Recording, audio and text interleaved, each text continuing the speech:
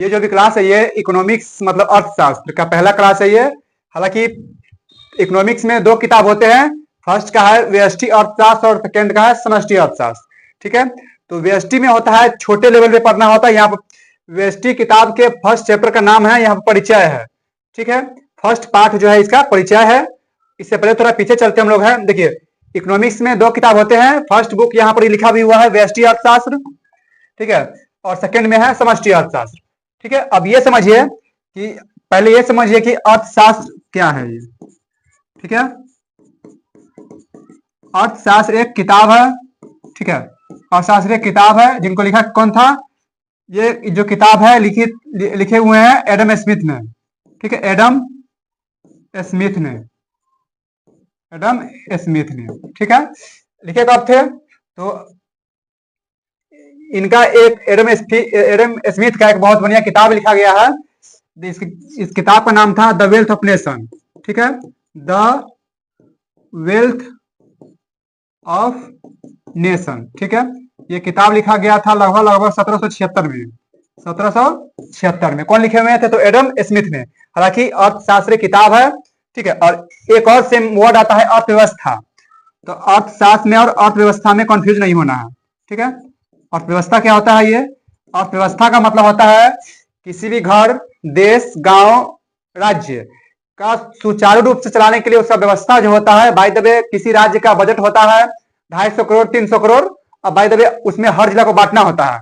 एक घर चलाने के लिए एक व्यवस्था चाहिए, पैसा कमाना पड़ता है, उसी चीज को हम लोग कहते हैं व्यवस्था। हालांकि हर घर में वो सारी चीज चाहिए जो हम लोग को जरूरत पड़ता है, तो उस सब चीज को जरूरत पूरा करने के लिए हम लोग को व्यवस्था बनाना पड़ता है। बाय द वे अगर एक दिन में हम लोग 400-500 रुपए कमाते हैं, अगर एक दिन में खर्चा कर देंगे 1000, तो वो घर का व्यवस्था वो खराब होता है, ना कि बढ़िया होगा वो।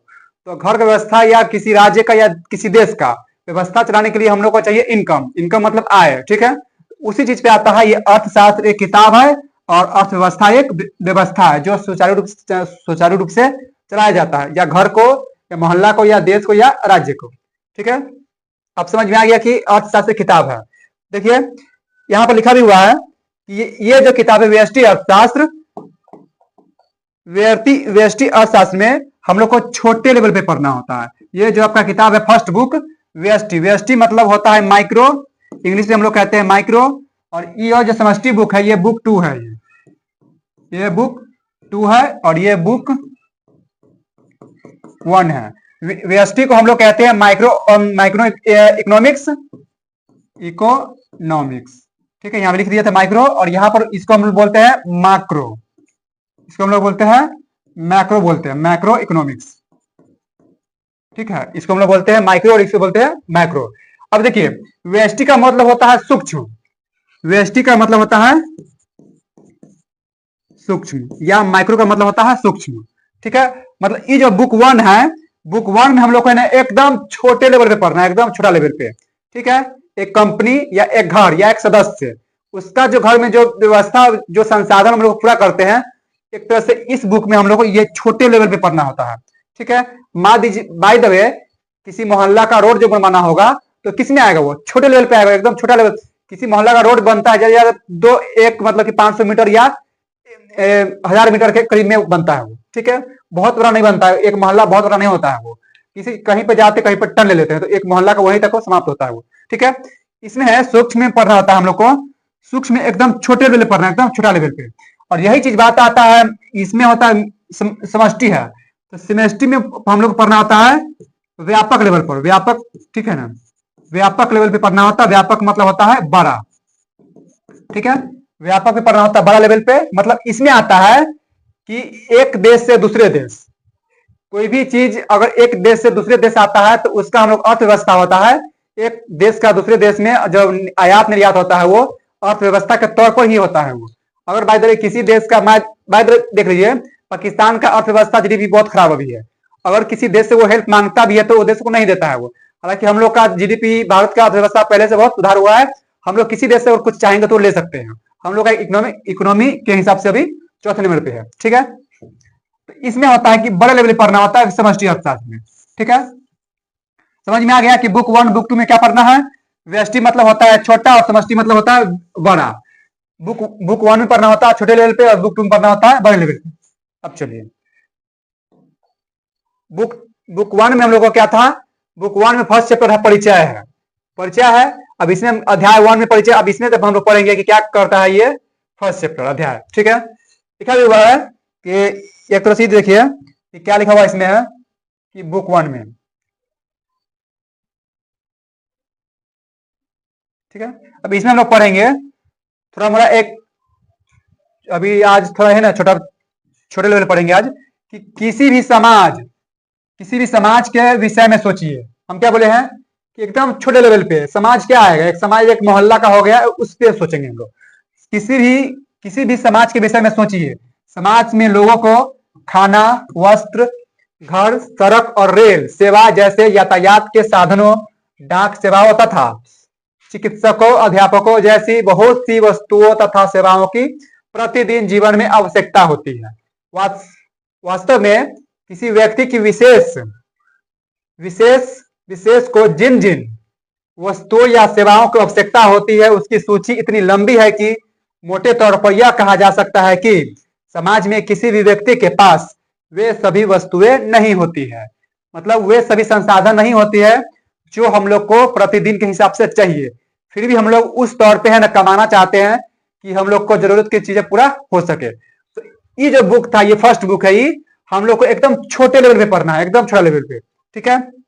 अब हम लोग को थोड़ा इसके है ना एक पीडीएफ पे चलते हैं, जो हम लोग कोचिंग का संस्थान का जो खुद का पीडीएफ होता है वो अब उस पे चलते हैं कि वो क्या कहता है, वो कि बुक वन में हम लोग को क्या पढ़ना था और उस पे हम लोग चलते हैं अब 12th आर्ट इकोनॉमिक्स, ठीक है। यहाँ भी सब सारा चीज वो हमसे पढ़ कर रखे हुए हैं ताकि देखिए क्या कह रहा है, ये क्या बोले थे, व्यष्टि अर्थशास्त्र और समष्टि अर्थशास्त्र। देखिए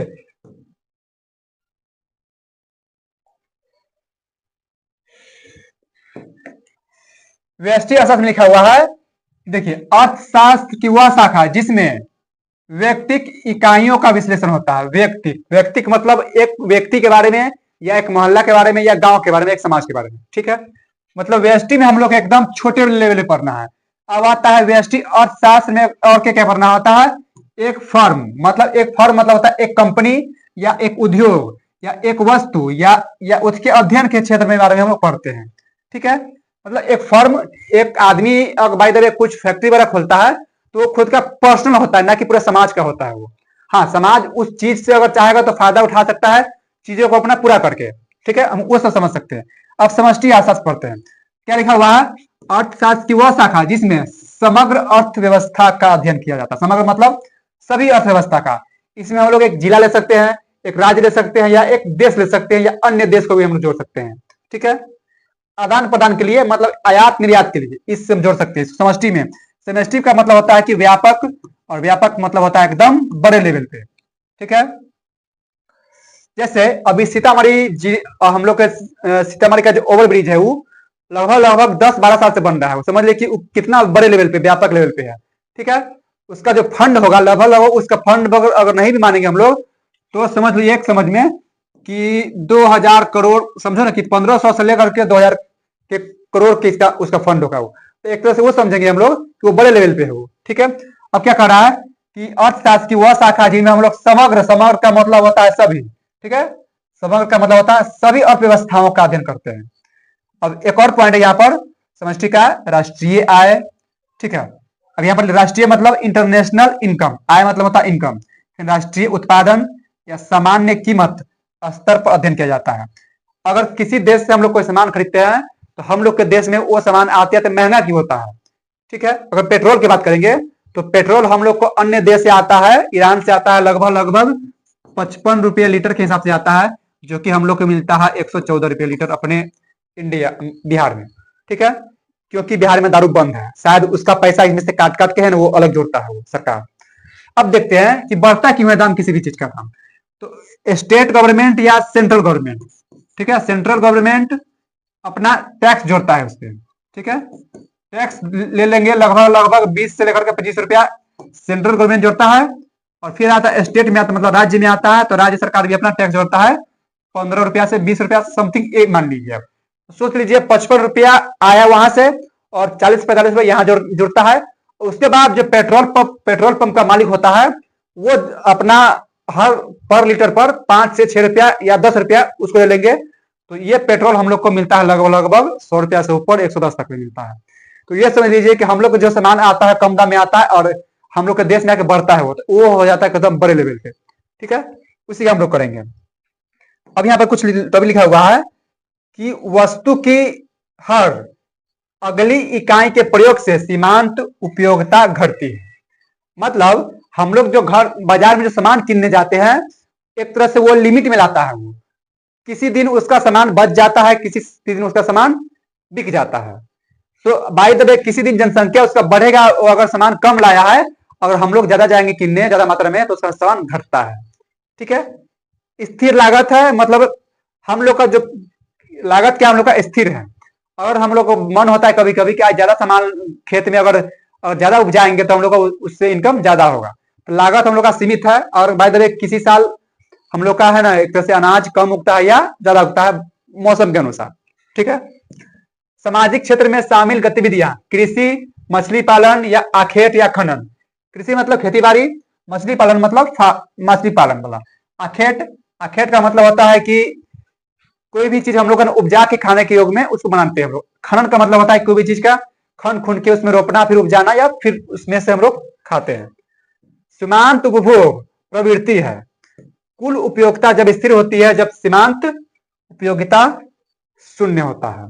ठीक है, किसी भी चीज का हम लोग अगर लागत के अनुसार से चाहेंगे तो हम लोग उसका उपयोग बढ़ा सकते हैं। ठीक है, मान लो कि अगर किसी भी चीज मेहनत ज्यादा लगता है तो उसमें अगर किसी भी चीज पैसा भी कम लग सकता है या पैसा ज्यादा लगता है तो मेहनत कम लग सकता है। ठीक है, समझ में आ गया कि इकोनॉमिक्स में हम लोग क्या पढ़ना होता है। तो ये था हम लोग का छोटा सा टीजर था टेलर।